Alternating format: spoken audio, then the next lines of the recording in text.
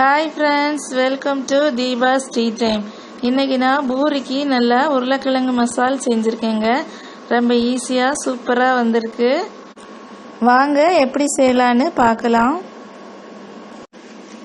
பூரி மசாலா செய்கிறதுக்கு வெங்காயம் 2, பச்சை மிளகாய் 5, கறிவேப்பிலை, இஞ்சி பூண்டு 1 ஸ்பூன், மஞ்சள் தூள் 1/2 ஸ்பூன், கரம் மசாலா, தாளிக்கிறதுக்கு மிளகாய் வத்தல் 2, உளுந்தம்பருப்பு 1 ஸ்பூன், கடுகு 1 ஸ்பூன், கடலைப்பருப்பு 1/2 ஸ்பூன், ஜீரகம் 1/2 ஸ்பூன், 1 ஸ்பூன் கடலை மாவு எடுத்து 3-4 ஸ்பூன் தண்ணி ஊற்றி மிக்ஸ் பண்ணி வச்சுருவோம்.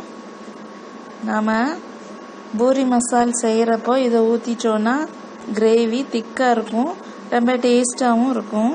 முதல்ல நாம் உருளைக்கிழங்கை நல்லா வேக வச்சு எடுத்துக்கணும். நீங்கள் குக்கரில் வேக வைக்கிறதா இருந்தால் 4-5 விசில் வர்றது வரைக்கும் வேக வைக்கணும்.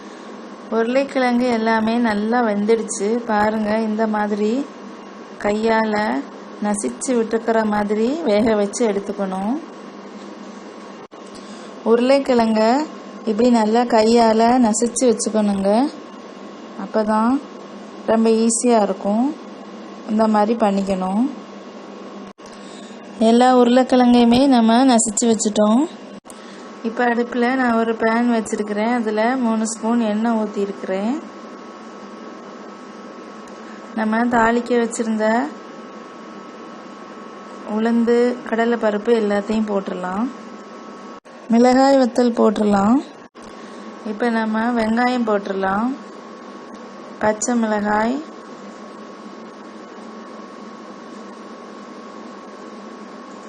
உப்பு போட்டு நல்லா வதக்கி விட்டுறலாம்.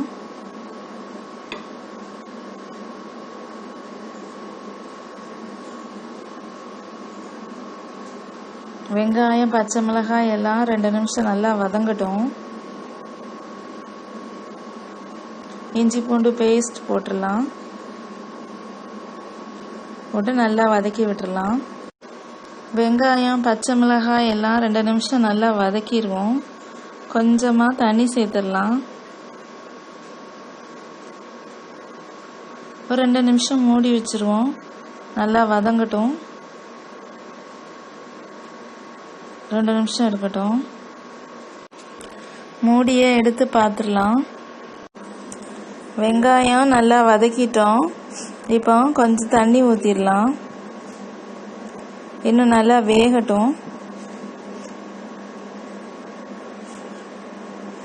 இப்போ ஒரு மூடி எடுத்து மூடி வச்சிடலாம்.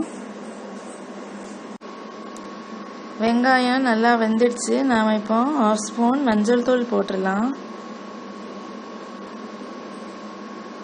மஞ்சள் தூள் இந்த ஸ்மெல் போகிறது வர நல்லா வதக்கி விட்டுடலாம். இந்த பூரி மசால் செய்கிறதுக்கு வெங்காயம் நல்லா வெந்திருக்கணும். அப்போ தான் நல்லாயிருக்கும்.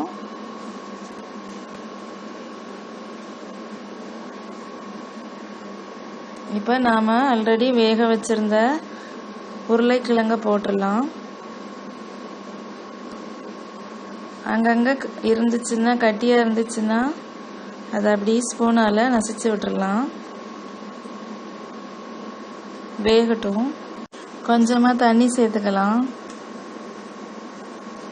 நல்லா வேகாத துண்டு துண்டாக இருக்கிற உருளைக்கிழங்கெல்லாம் இன்னும் நல்லா நசிச்சு விட்டுக்கலாம். ஸ்பூனால் இப்படி பண்ணிட்டா நல்லா நசிச்சிடலாம். கொஞ்ச நேரம் வேகட்டும். கொஞ்சமாக தண்ணி சேர்த்துருவோம். நல்லா மிக்ஸ் பண்ணி விட்டுடலாம். கொஞ்சம் திக்காகிறது வரைக்கும் இருக்கட்டும். 2-3 மினிட்ஸ் ஆகும்.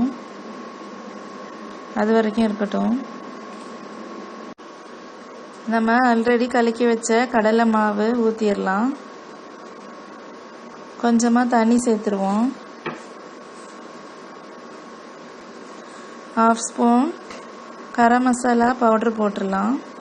உங்களுக்கு அதிகமாக வேணும்னா அதிகமாக இன்னும் ஒரு 1/2 ஸ்பூன் போட்டுக்கலாம்.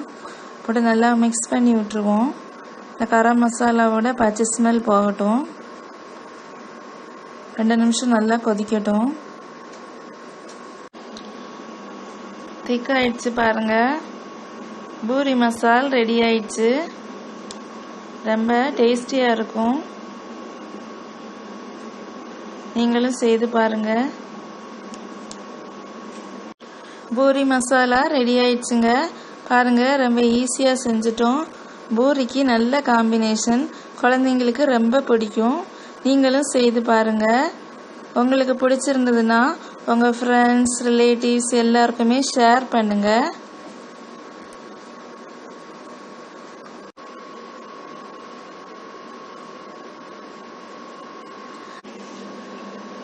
சப்ஸ்கிரைப் பண்ணுங்க, லைக் பண்ணுங்க, ஷேர் பண்ணுங்க. தேங்க்யூ.